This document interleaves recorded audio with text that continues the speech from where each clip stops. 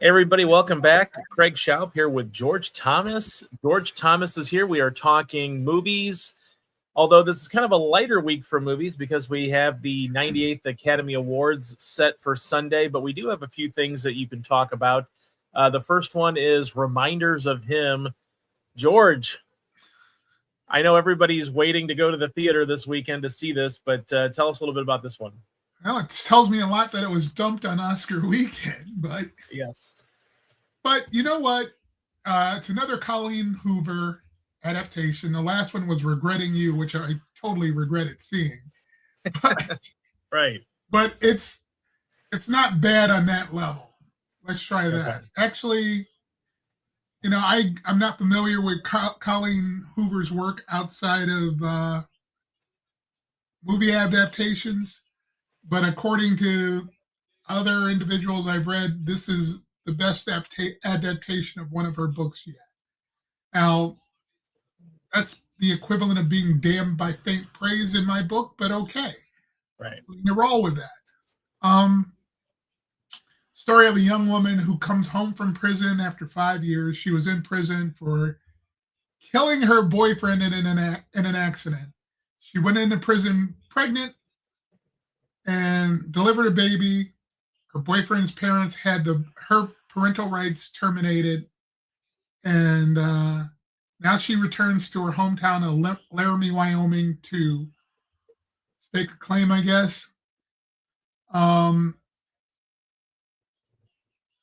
then unintentionally, she gets involved or gets to know. Let's try this. Her boyfriend's best friend, who was an NFL defensive back for the Denver Broncos and wasn't around when they were dating, so he didn't know her. Okay. So they meet coincidentally, which in this movie is really no coincidence, but plot points and all. Right. And he'd only ever heard the bad things about the situation, how evil she was, blah blah blah blah blah. He gets to know her, and obviously the obvious things happen. Yeah. They try to resist, and it becomes a case of him trying to convince his best friend's parents, who he's extremely close to, and he acts as a surrogate father to the little girl that came from that relationship, and it goes in a predictable direction. Yeah. The performances are the movie overall. It's inert. That's the adjective I use. Performances are about the same. Best performances come from Bradley Whitford, who plays the boyfriend's father, and Lauren Graham, who plays the mother. Although I will correct myself, they get upstaged by a young lady named Zoe Kovacic, I think is how you pronounce it, or Kovacic, as a 5-year-old daughter who is amazing for a 5-year-old actress. Truly amazing. I mean, she has extensive lines, delivers them with precision, and I was just blown away by a 5-year-old's performance. So that's it in a nutshell. It's predictable. At times it's tedious. It could use a shave of 5 to 10 minutes that would help its plot. And I gave it a C. My review is hit online today. All right. Well, I know for most people that might skip the theater this week, there is something that they can maybe catch up on here. Steve Carell is back, and it seems like he's been going the HBO route the last few years. And here he has Rooster, a series that premiered last week and is a Sunday night series, so obviously a prestige release for HBO. So Steve Carell's back here with Bill Lawrence as a showrunner. Is this worthy of people's time? I know you enjoyed DTF St. Louis, so is this another hit for HBO? HBO is currently on a roll, and it continues. Let's hope that the Ellison family doesn't screw it up. No promises. Yeah, there we go. Rooster, he plays an author, best-selling author, who's basically blackmailed into teaching as a visiting professor to save his daughter's job. Now he walks into a situation where his daughter's professor wife or professor husband has cheated on her with an undergrad. Um, and he's basically been a helicopter parent all his life. So this is right in his wheelhouse. You know, comedy ensues over all these situations. Um, you know what? It's a funny series. It's one of those ironic series. You know what I mean? That's where the humor comes from. Steve Carell at this point, he can walk into these roles and be effective and be enjoyable. Right. The big surprise here is Phil Dunster, who portrays the professor husband. And it's like, it's weird seeing Jamie Tart from Ted Lasso. Yeah. Yeah. Jamie Tart, the soccer player, the dense, dumb soccer player, quoting Shakespeare and Herman Melville and all this stuff. And he's doing so very, very well. I mean, he is a revelation in this comedy. He's a jerk in this comedy, so you know it's familiar territory for him. But he is truly impressive in this comedy. I enjoyed it a lot. I really did. Well, it's good to know that HBO continues to churn out some good work here, and obviously Steve Carell, like you said, can waltz right in and give a great. But he's all I think it's also that he can do this, but he can also give great performances. Carell is one of those guys that I think he wanted more maybe at one point in his career, and he kind of got that with Foxcatcher, and he got an Oscar nomination, and you kind of thought that maybe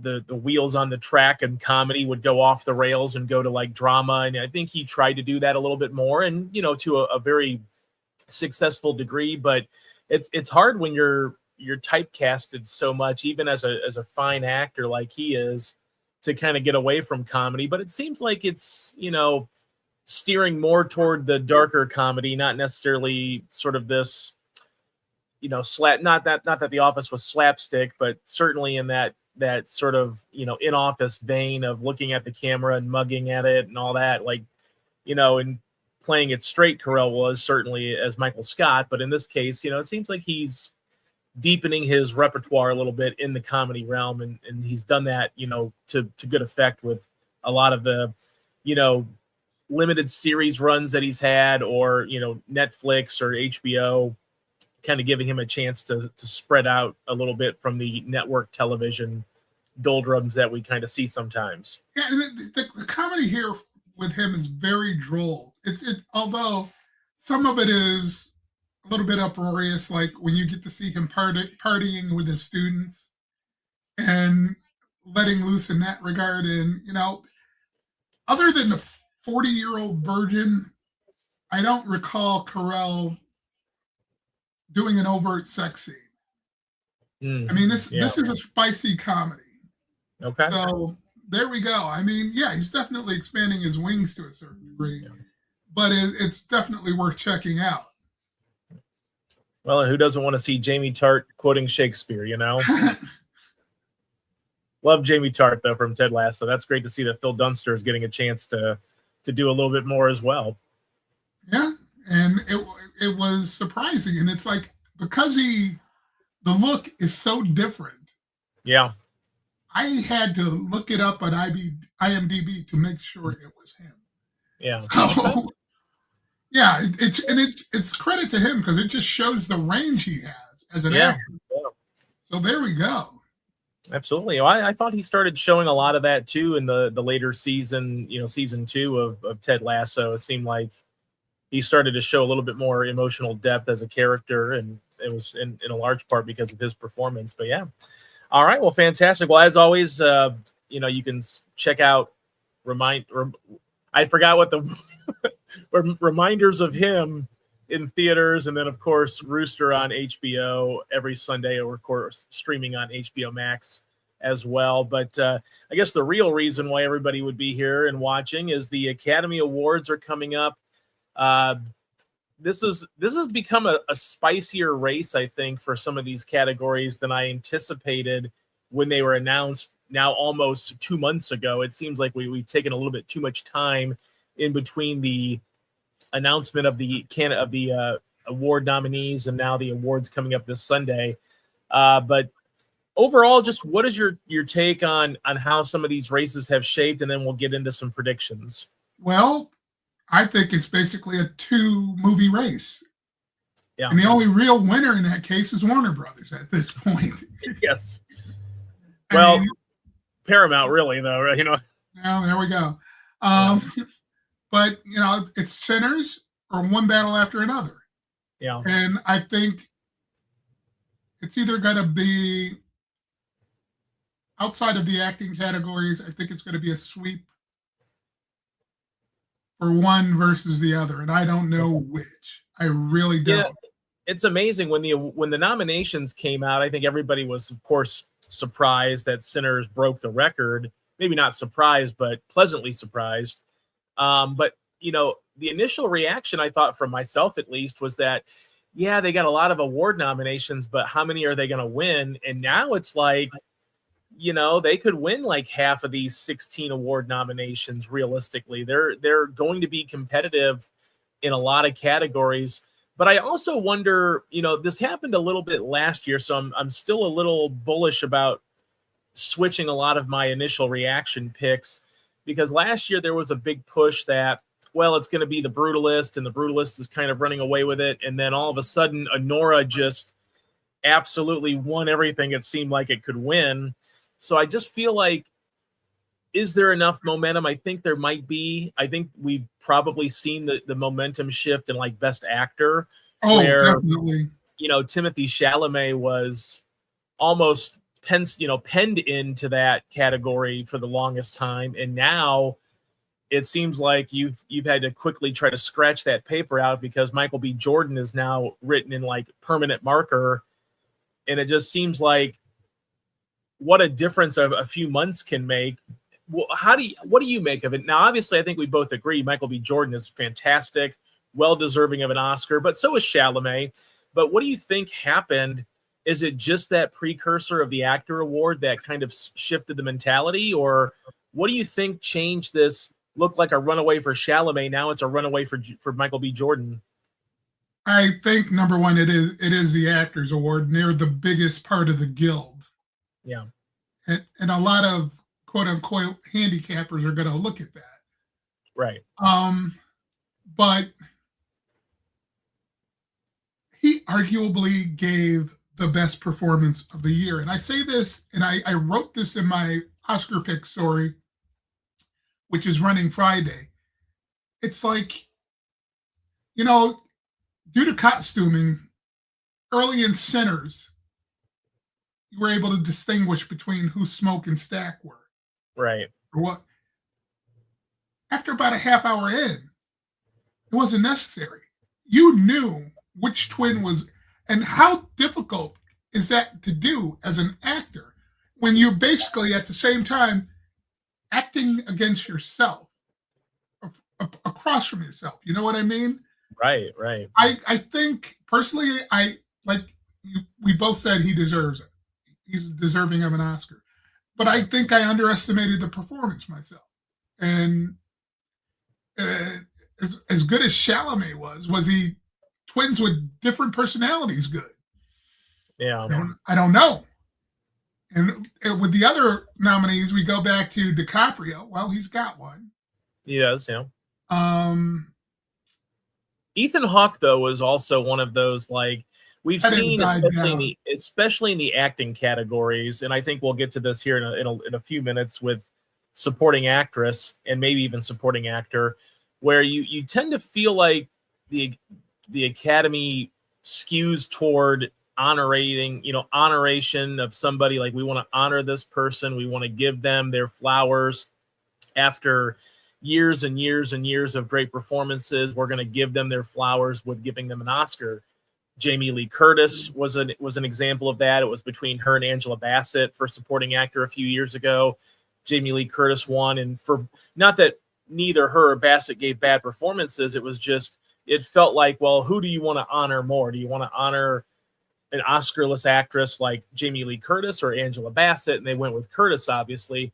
So I feel like it seems like those supporting categories have come into that focus. Now, it's not necessarily in the best actor category because, most people probably would have thought, well, after the whole AI issues with Adrian Brody came out last year, should he have won? That movie but he wasn't. Yeah. Yeah. And people kind of looked past it, or they had already submitted their ballot before that story came out. Here, obviously, like you said, DiCaprio already has one. Wagner Moura, an actor that obviously, got into the category, but probably not going to overtake someone like Ethan Hawke if it goes in a completely wild direction. But if the Academy wants to, we might talk about this for the supporting categories. What do you think about Ethan Hawke's chances to maybe slip in there and maybe split the vote or take the split vote between Chalamet and Michael B. Jordan? I don't think it's very high. I just don't. Yeah. I mean, Ethan Hawke is a favorite. Yeah. A lot of people. He's a hell of an actor. But I just think there is just too much momentum one way or the other with Chalamet or Jordan.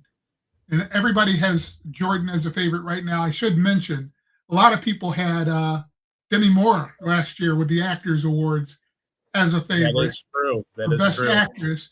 And Mickey Madison snuck right in and stole it with Anora.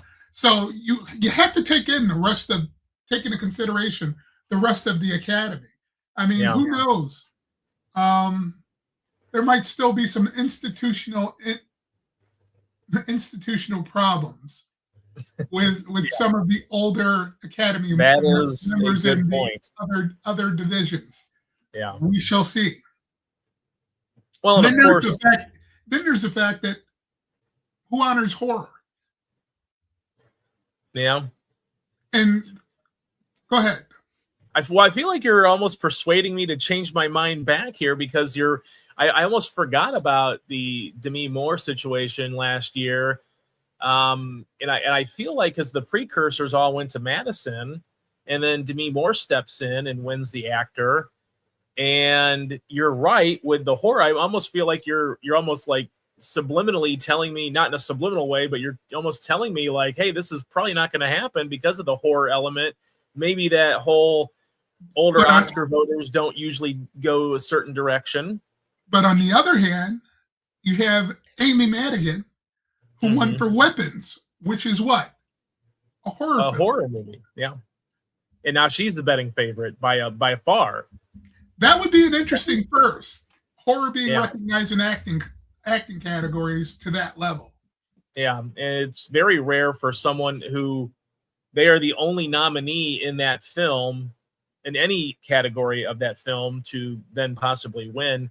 But it also feels like, and I want to go to that one then, since you brought her up, this was a supporting actress, seemed like a Tiana Taylor category not that long ago. And for the longest time, it seemed like, and she has won a lot of the precursors. Obviously, Madigan comes in at the end, wins the actor award.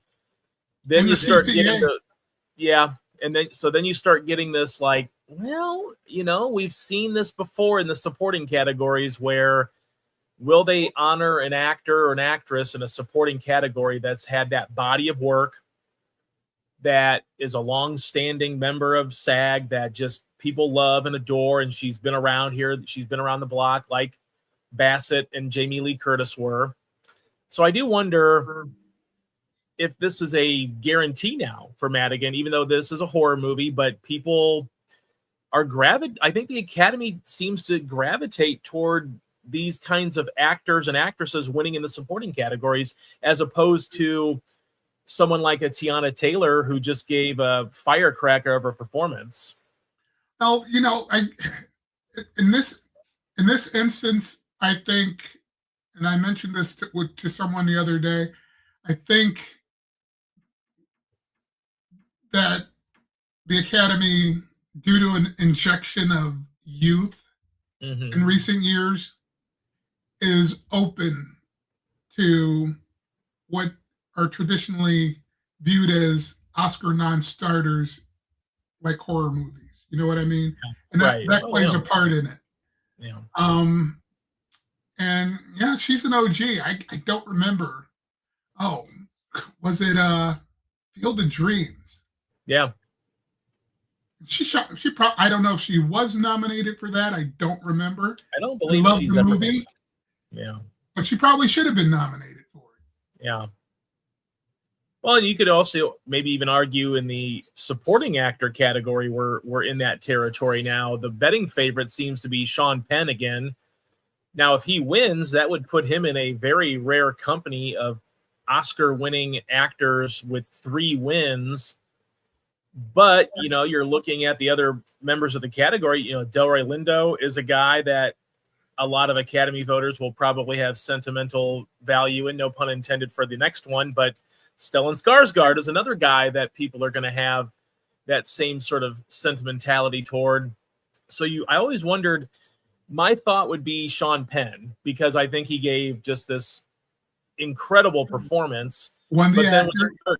when you start thinking about the politics of it, which is he's already won twice. Stellan Skarsgård, Delroy Lindo have never won. Those are 2 very popular members of the branch, I would guess. And I just feel like even if whether you like Sean Penn or not as an Academy voter, do you kind of skew and say, well, you've already won twice, so let's give it to X, Y, or Z, even though Sean Penn's, Lockjaw is up there with some of the great villains we've seen win supporting actor in the past. I think those 2 Oscars could play a role in it. But on the other side, how many Oscars does Meryl Streep have? Now, 3. She only has 3. I have to imagine that, she's got that many because she's eminently likable within the industry. I think personality may play a role in it. Mm-hmm. But I love Delroy Lindo and Sinners, and you can tell where my heart's desire is skewing here. But I really appreciated, as much as I appreciated Lockjaw, I really appreciated Jacob Elordi's portrayal of Frankenstein's monster, and that's one that still sticks with me. And he won the CCA, which was a shock. Yeah. But politics, precedent could play a role. Right. In that case, I could lie and say I've seen sentimental value. I haven't. Yeah. I'll probably watch it before Sunday. But my personal preference is Delroy Lindo. Yeah.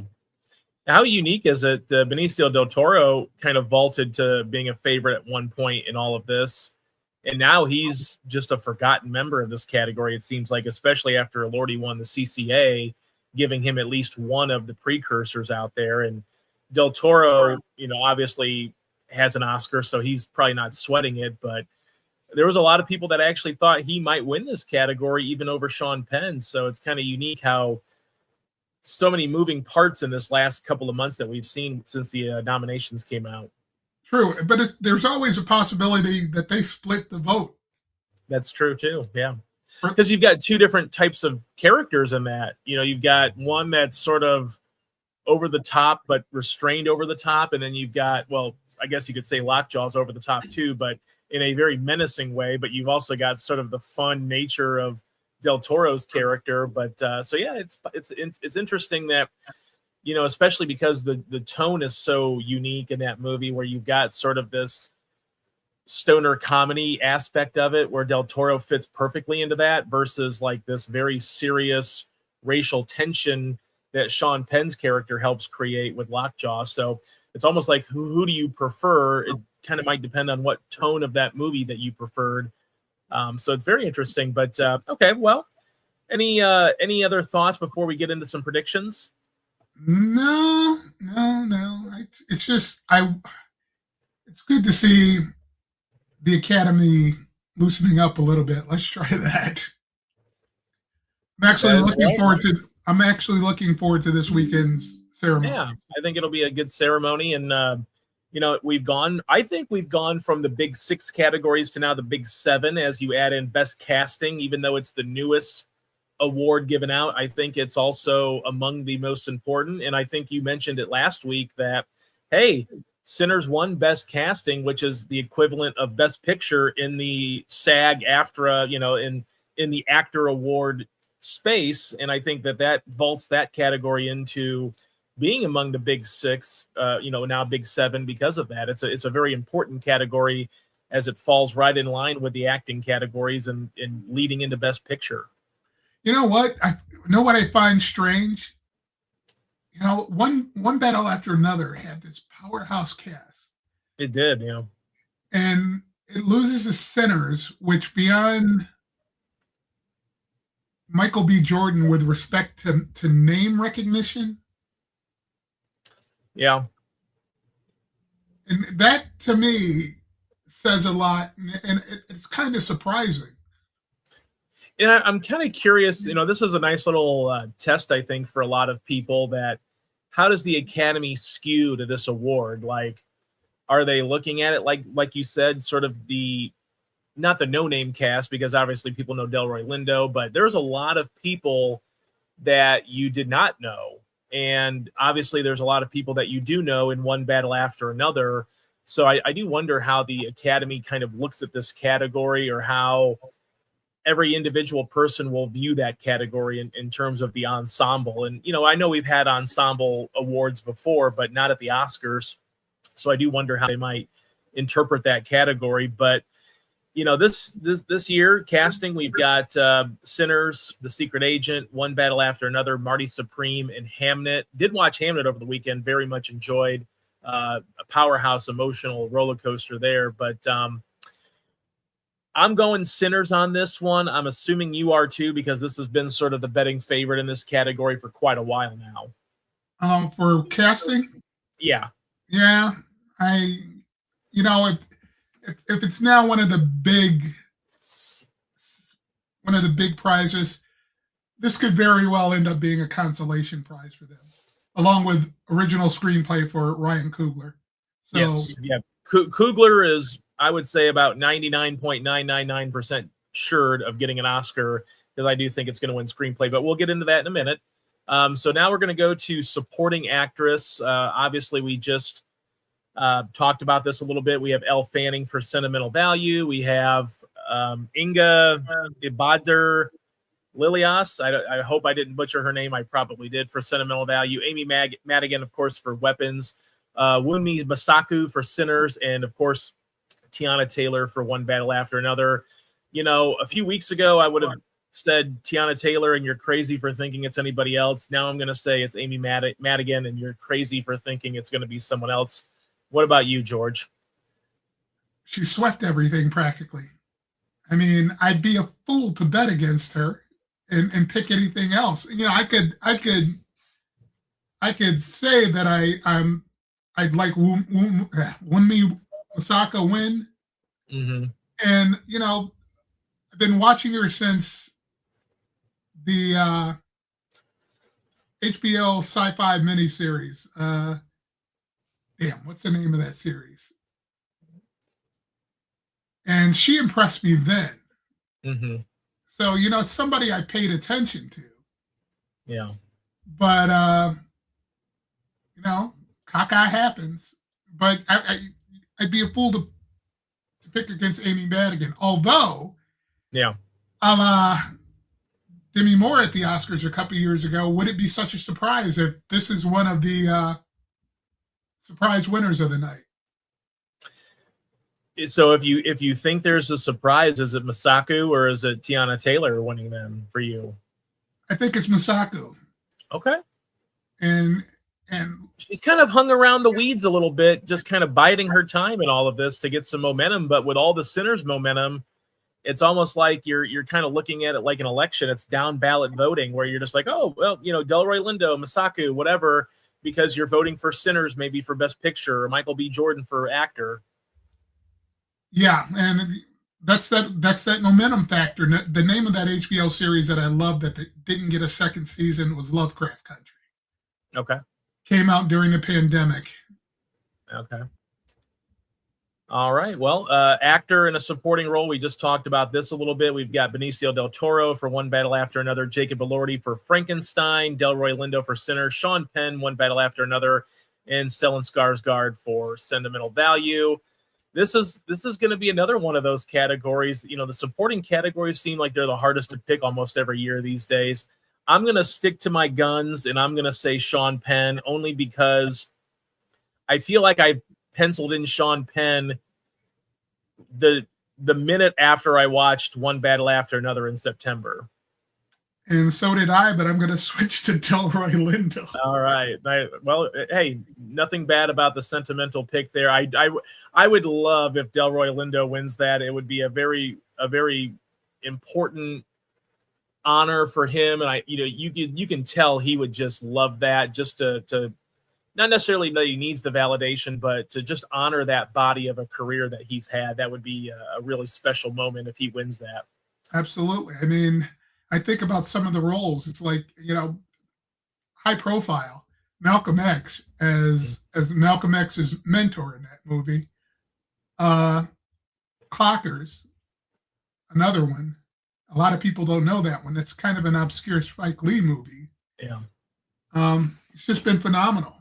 Yeah. And the weird part is he disappeared for a minute too. You didn't see him in a lot of stuff. I don't know if he was doing the stage or what, but he was missed on the screen. Well, he's got a chance to really, cap off a great run. Of course, a lot of people loved him in Defy Bloods and thought maybe he should have scored a nomination for that movie as well. So another Spike Lee movie, but yeah, I mean that would be a great win. Probably one of the least, not the least difficult categories to handicap this year is actress in a leading role. Jessie Buckley for Hamnet. Rose Byrne for If I Had Legs, I'd Kick You, Kate Hudson for Song Sung Blue, Renate Renesvi for Sentimental Value, and then, of course, Emma Stone for Begonia. It wouldn't be an Oscar actress category without Emma Stone, but I feel like this is about almost 100% lock that Jessie Buckley is going to take home this award. Probably. And did you see If I Had Legs, I'd Kick You? I have not. Yeah, I know it's on HBO right now. I'm going to check it out. But when you watch it, let me know if you think her and Jessie Buckley were basically playing the same role. Okay. So, but yeah, I agree. And her portrayal as basically as Mrs. William Shakespeare was, it really ran the gamut from joy at the beginning to abject depression in that middle until pleadingly looking for salvation in her marriage at the end. And it was really, really well done, well directed. Yeah. But the performance is what sticks to me. And you know what's weird? And looking at the bride, you wonder, is this really the same actress? Yeah. And so there you go. But I think she's got it in the bag.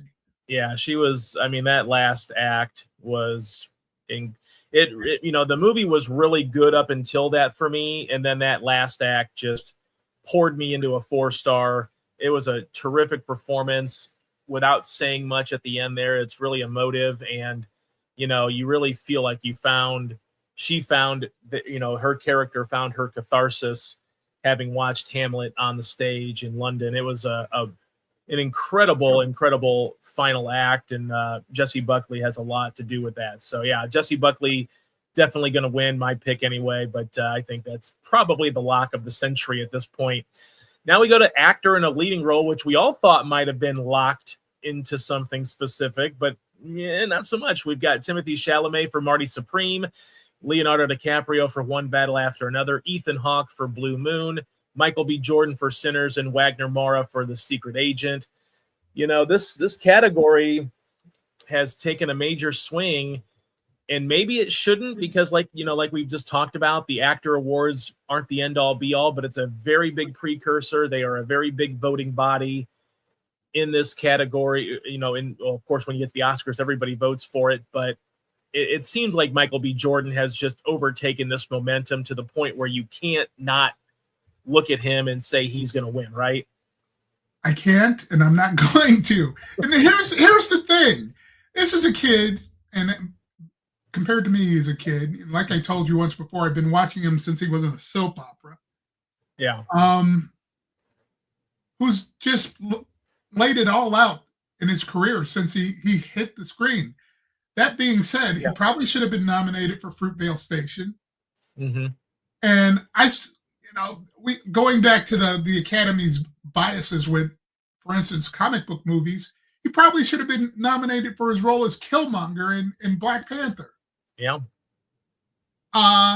So, like I said, that performance was just so. Number one, the difficulty is amazing in creating two distinct characters who are kind of the same. Yeah. And not gimmick, and not a gimmick either. It wasn't gimmicky. Right. Yeah.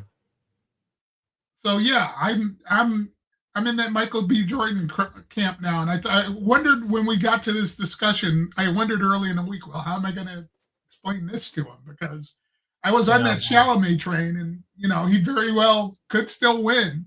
I was too, and I agree. He certainly could, and I wouldn't be shocked or I wouldn't be upset if either of them win, to be honest with you. And I wouldn't be shocked or upset if DiCaprio won, even though he has no chance at this point. But they both give great performances.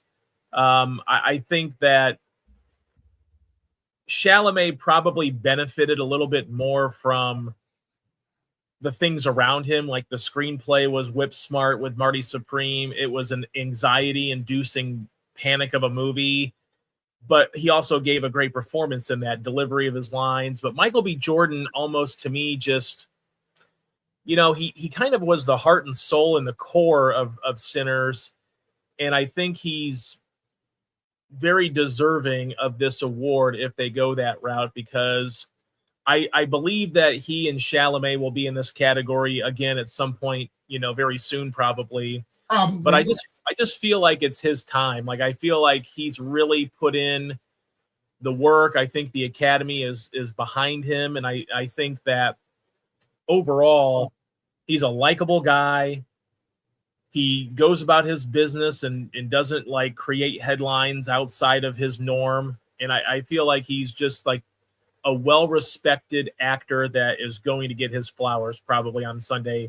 And maybe it didn't matter if the actor award went to him or not, but I feel like the Academy just seems to be getting behind Sinners a little bit more, and this is a big one for them to get behind. Oh, I agree, but there's always that older generation in those other divisions. So. And I think, and maybe we can encapsulate it a little bit too. Like, Anora won last year a lot of categories that probably 15 years ago it wouldn't have won.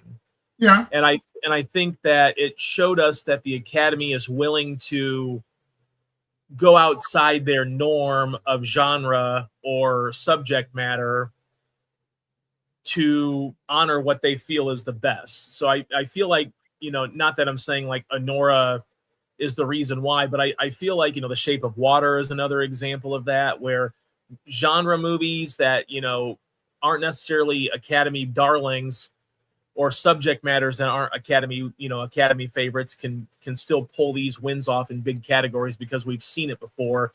And, we might see that again on Sunday. Mm-hmm. So now we look at directing now. This is a pretty good list of directors. I mean, almost any other year, some of these guys might have been, leading the way in their category. Chloe Zhao for Hamnet. I mean, this is a huge return to form for her after the, Eternals issues with Disney and, with Marvel.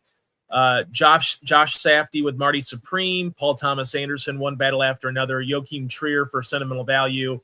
And, of course, Ryan Coogler for Sinners.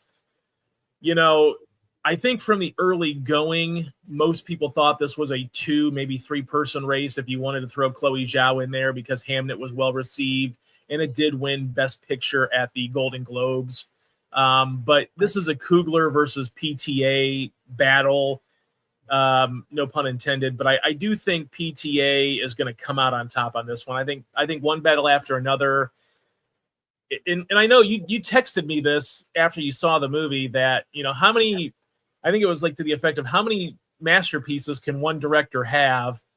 And I thought, I looked at the whole year thinking, oh, this is a September release. Like Warner Brothers has no faith in it. It's got to be like really bad PTA, which is still pretty good, but not very good PTA. And after seeing it, I'm like, great movies can come out in September because this is a great movie. I love this movie. And I just feel like this is PTA's, it's not his best movie, maybe. Like I think it's his most rewatchable, but it's maybe not quite on the level of like There Will Be Blood necessarily. But I also had like a way better time with One Battle After Another, and it's a little bit more rewatchable for me. And I just love this movie, and I really, it was my top movie of the year last year, and I really think PTA is going to win. And obviously we'll get to Best Picture later. I think we could be looking at a split. They could very well. I was thinking that too. They very well could give PTA Best Director and Best Picture go to some other obvious movie. We shall see. Right. They've done it before. That's what I was thinking too, but you thought that maybe last year with Anora, and it didn't happen that way. Yeah. I mean, Sean Baker ended up walking out with 4 Oscars. Well, I'm going back to momentum. Yeah. And those actor awards came out before the final tally. Correct. For Oscar voting. Now, if they were the last awards to be able to provide any momentum. Now, One Battle After Another won the PGAs, the Producer Guild of America Award. Yeah. And the DGA. So that says a lot. And Anora won that last year, which sprungboarded into that favorite spot. So, but I think this is PTA's category simply because of that list, that filmography, and to maintain the consistency he has. Yeah. Oh my God.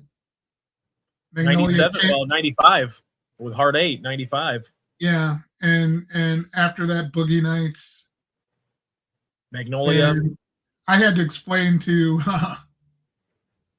a producer at Idea Stream here where the inspiration for Boogie Nights came. It was kind of embarrassing given she's in her 20s. Yeah. But he got the inspiration from his dad's porn collection. Yeah. Yeah. And his dad was the voice of ABC.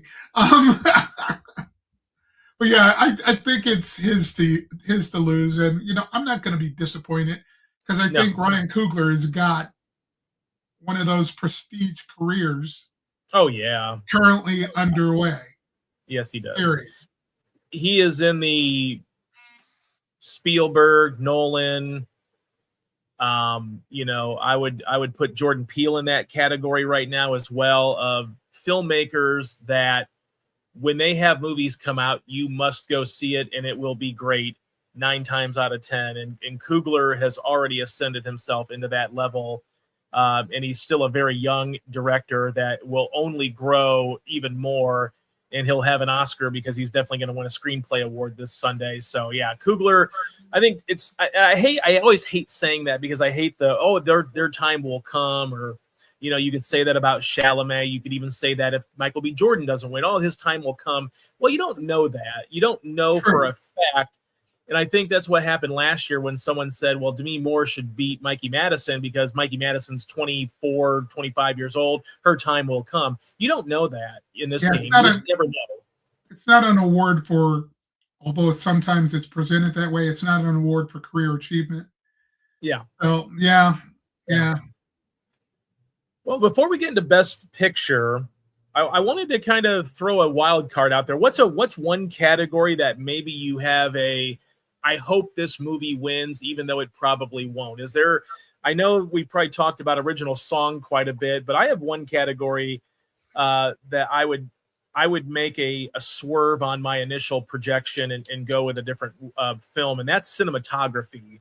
I have not filled out cinematography yet on my sheet, only because my heart is Train Dreams. My heart is telling me, George, it's got to be Train Dreams, even though it won't be Train Dreams.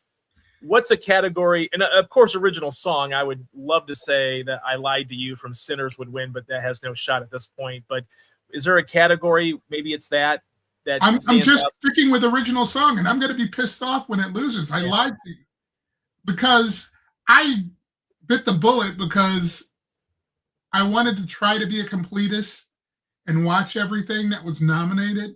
Yeah. Like I said, I still have to get to sentimental value before tomorrow, actually. Yeah. And I watch K-pop Demon Hunters. Oh my God. And people are lauding this. It's gonna win animation too. The prediction is over something like even Zootopia 2, even over Elio, and it's like, really? Yeah. Really? Yeah. And what ticks me off after watching K-pop Demon Hunters is they didn't even nominate the best song. Okay. There is a song called Free There that does everything I Lied to You does for sinners. It advances the story, right? Which is what I think an Oscar song should do. And it's a beautiful song, but they chose the path of least resistance with Golden, which I cannot stand. It's getting all the radio play, George. That's why. That's the only reason why. Exactly, and that's why I keep 2,000 songs on my phone, and I plug in my Android Auto in my playlist. It's and my wife has been on this train too. She's like, you should watch it with your son. I'm like, I don't want to see it because I kind of knew what it would be like. Yeah, there was nothing original there, but after listening to the song Golden, I can tell why she liked the movie because my wife is very much into that. I don't know what to call today's singers in boom, boom, boom music, but a lot of it doesn't require much in the way of originality, in my opinion. Yeah. And it all sounds the same to me. So. Well, I'm still salty from a few years ago when I'm Just Ken did not win for Best Original Song. Yeah, I get that. It was a complete travesty only because the Billie Eilish song kept getting played on the radio. And it's like, oh, well, you got to know that song, I'm Just Ken, was the perfect song for Barbie. It was dumped in at the right time. It was a power ballad, a rock song, and everything a pop song, everything in between. And it perfectly fit the tone of Barbie. But I digress. Yeah, you're right. And that's what an Oscar song should do. I mean, Golden, and I wouldn't dare presume you'd want to watch K-pop Demon Hunters. It's basically just a song written for a concert as a hit. And it's like... Right. And I told my son, I'm like, the movie sucks, and it sucks that they didn't put the song forward for the best song forward for Oscar consideration. Yeah. They based it on Airplay. Brilliant. Right. Yeah. Does it seem weird that Zootopia 2, which made a gazillion dollars, has had no shot at winning Best Animated Feature? It was well reviewed by critics and audiences. Clearly the audience, it still plays in the theaters around us, and it still has multiple show times, even though it's like out on Disney Plus now, I think. So is it weird that like K-pop Demon Hunters just all of a sudden put a stranglehold on that category, even though Zootopia 2 was well received and made a lot of money and had a better message? I think so, but Disney has an abundance of riches in that category. Yeah. And you have to give Netflix something for the year they had. And that's a political aspect of it, even though they didn't make the movie. Yeah. It's a Sony movie. Yeah, because it was the Sony animation style that they used for like the Spider-Verse movies, which is gorgeous to look at. But all right, well, the last category, Best Picture, we have 10 nominees: Begonia, F1, Frankenstein, Hamnet, Marty Supreme, One Battle After Another, The Secret Agent, Sentimental Value, Sinners, and Train Dreams. Obviously, I said it earlier, my favorite movie of the year was One Battle After Another, although a very close second for me was Train Dreams. I love that movie so much.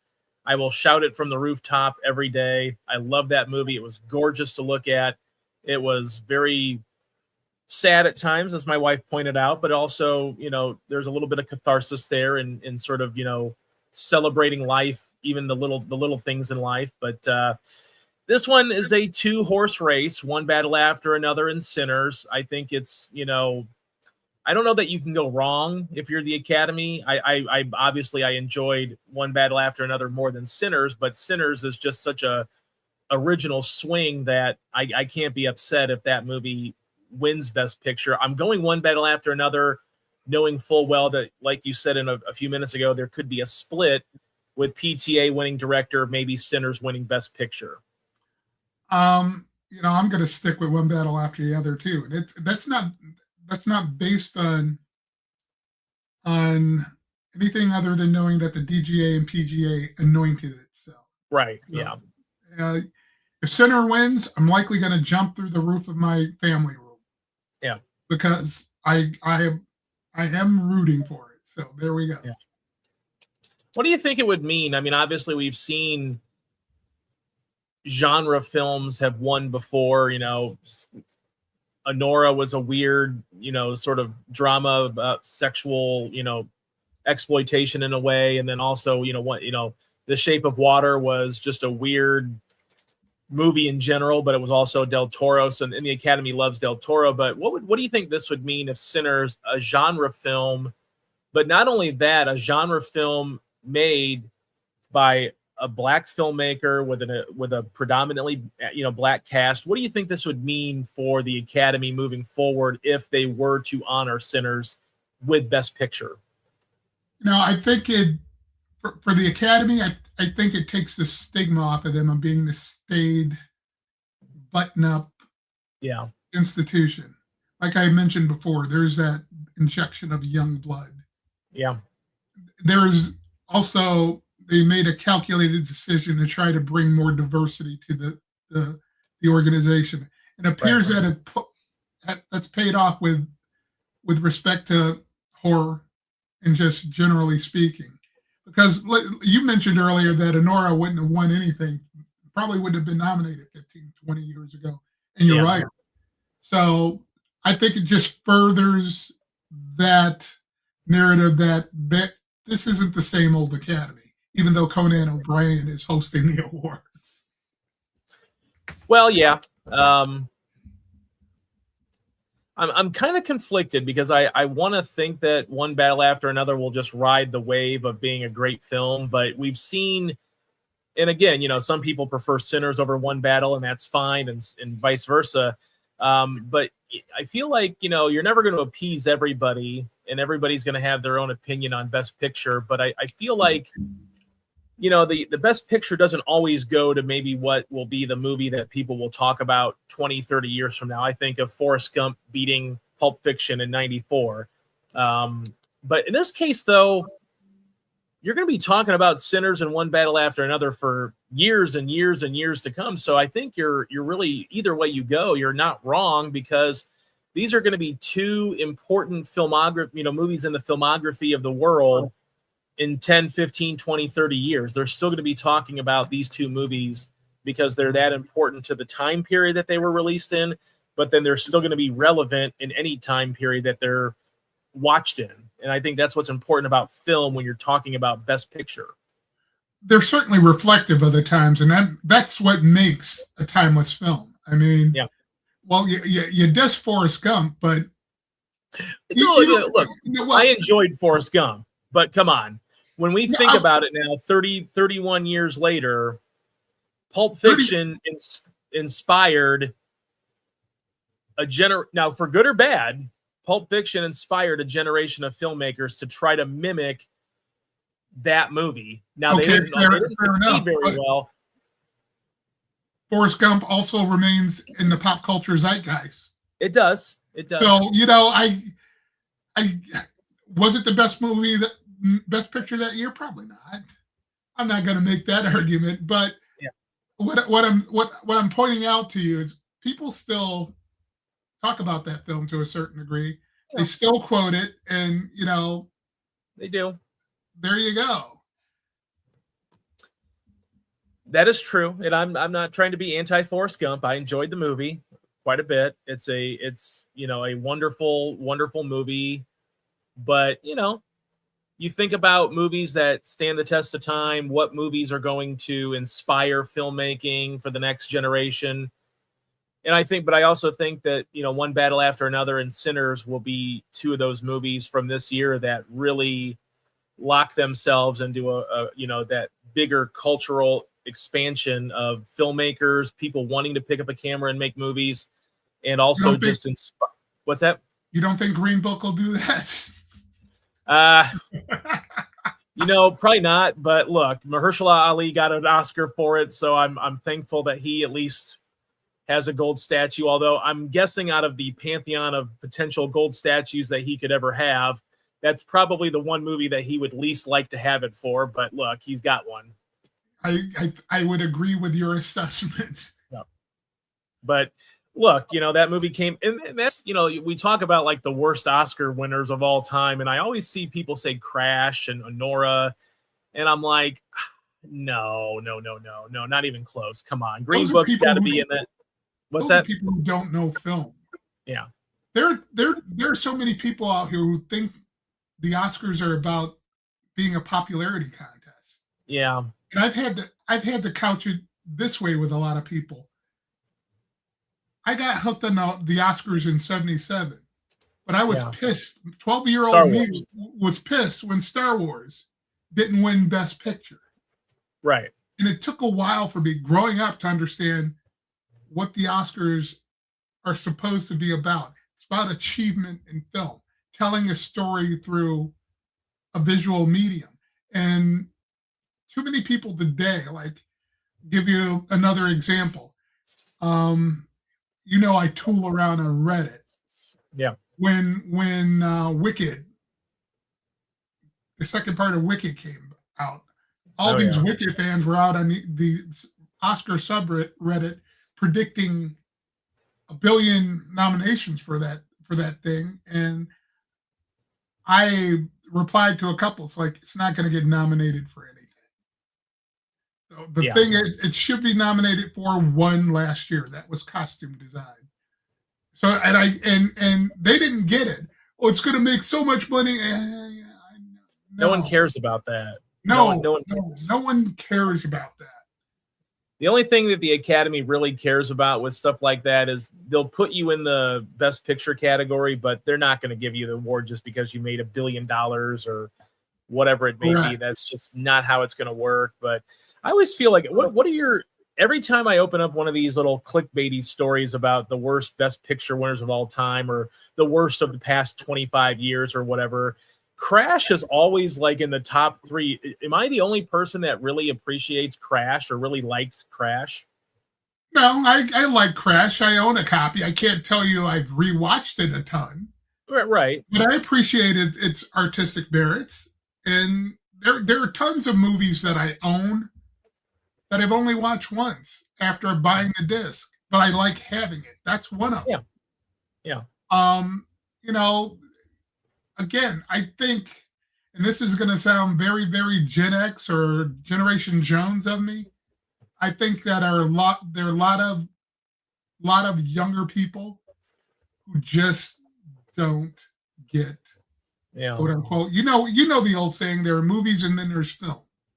Right. I think those people don't get film. Yeah. And what it's supposed to do.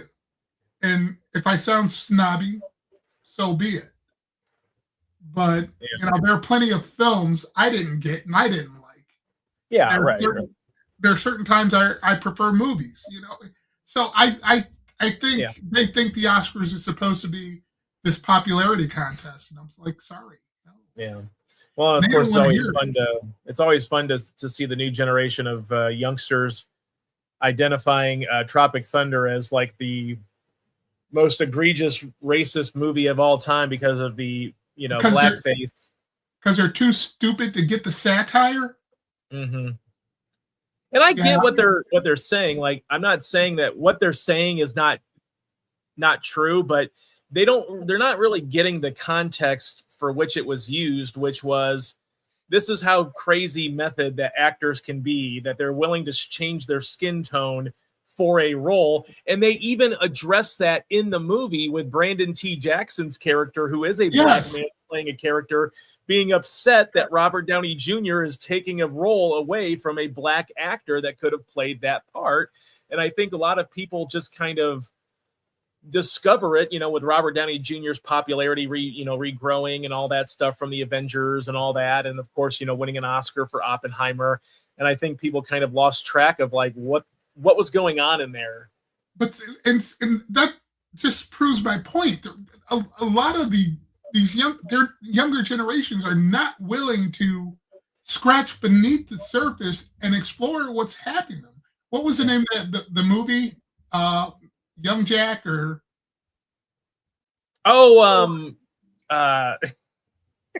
yes, I cannot remember the something Jack. Yeah, I can't remember the movie though. I mean, that movie just straight up satire of Hollywood and all of its ridiculous. Yeah. Simple tropes. Jack, I think is what it's called. All its ridiculous tropes where they where Stiller satirizes Oscar bait films like something like Simple Jack or Robert Downey Jr.'s character donning blackface for that. And it's like racist. Not if you're making a point. Yeah. And see, that's why I tell people, I get in arguments with people about Blazing Saddles. Yeah. You've got a bunch of white folks using the N-word. Right. But Mel Brooks brilliantly satirized all of that and made them look like freaking idiots. Yeah. And you don't get it. I'm sorry. When satire is killed off, you take the intellectual portion of art out of the equation. So you are right, my friend. Well, as always, we appreciate you stopping by. We'll be watching the Oscars and hopefully see some surprises. Although I want of course, I would like my predictions to go 24 for 24, but that will not happen. What, you got money on this again? So my wife and I, we go to a friend's place and we have a little Oscar pool and we all compete against each other. I've won the last 2 years, so I'm hoping to at least defend my title. But yeah, what's in the menu? What are you taking? What's in the menu? It's potluck, right? Okay, so it is, and you've got to make movie themed dishes. So you've got to have a movie, like a theme for your dish. So my wife and I are taking Marty Supreme ping pong ball cake pops. So we're going to be making we're going to be making some cake pops and then dipping them in white vanilla and they're both vanilla flavored, but white and orange chocolate melt to have a Marty Supreme ball and a normal ping pong white table tennis ball. You know what? A24 sent me a box of those. They sent me a box of those ping pong balls. Oh, really? Yeah, and it's okay. Like I laughed when I got it. It's one of the more compelling. Now, are they just the ping pong balls, or are they like cake pops? No, they're just ping pong balls. Okay. So I want to think that we're original in our choice, because we literally chose, after we saw the movie like the first week of January. We literally chose on the ride home that's what we're going to do for the Oscar themed party. We had also considered honey baked Hamnet sliders as well, but we went with the ping pong balls. Very nice. Very nice. Yeah, we get kind of creative with our group. So last year we made Nosferatu cocktail weenies. So had a little fun with that, but yeah, it's a fun time. Sounds like it. I'll be recovering from a party, so. All right. Yeah. Yes, you will. Yeah. I forgot about that. You'll have the birthday party. Well, as always, you can read everything that George writes, and it looks like you'll have a Friday drop for your Oscar. Is it Oscar predictions of all things Oscar predictions, or just part of that? I do what was the Big Six. Okay. That's it. Because these days when you write something like that, you know what else they want? Like for the best picture, I had to put where it could be watched. So we're Yeah, talking: is it in the theaters? Is it on streaming? Is it available on physical media? right, right. And that's mm, mm, And because of that, we can't get Georgia's Oscar prediction for best documentary short feat. no, we can't. It's so sad. Which hey, do you do any pools? Do you do any Oscar pools or anything where you have to pick all 24 categories? I've never picked all 24 categories at any time in my career. Really? Wow. Okay. Nope. Well, if you're interested, I can give you so far the favorites. But yeah, The Perfect Neighbor for documentary feature, Butterfly for animated short, All the Empty Rooms for documentary short. And I picked a wild card for right now, although I might change. A Friend of Dorothy for live action short. Who knows, right? But where did you go with a Gold Derby for that? I look at a few different things, Gold Derby among them, but yeah, I mean, I kind of look at different reactions to them, but yeah, I think Gold Derby does not have the live action short that I picked, but I might switch back because at the very least, even if I can't watch the live action shorts, animated shorts, I at least try to look at what they're about to see like subject matter and maybe how the Academy might skew for a subject, but otherwise they're just toss-ups. You know what? The weird thing about Gold Derby, true story, founded by a guy from Willoughby, Ohio. Really? Who's that? Yeah. Suburban Cleveland. Who founded it? You know what? Tom is his first name. Hold on.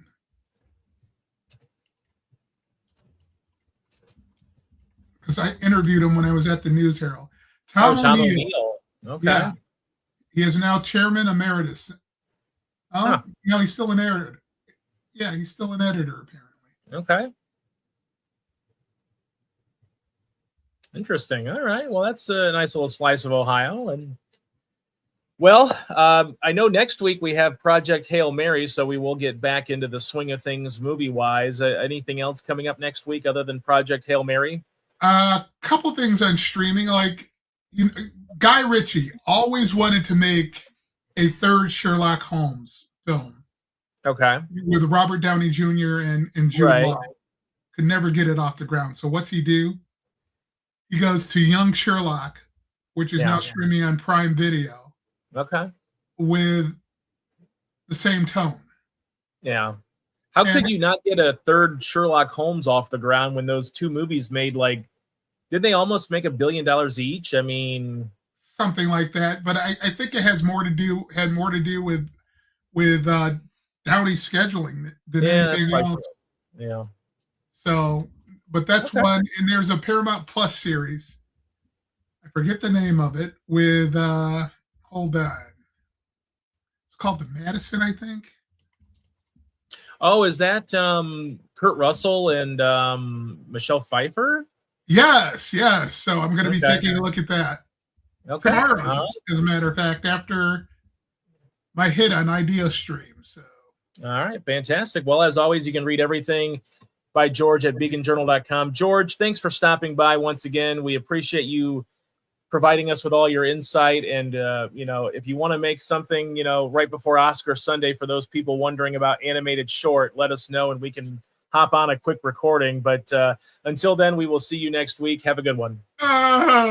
You're killing me. You're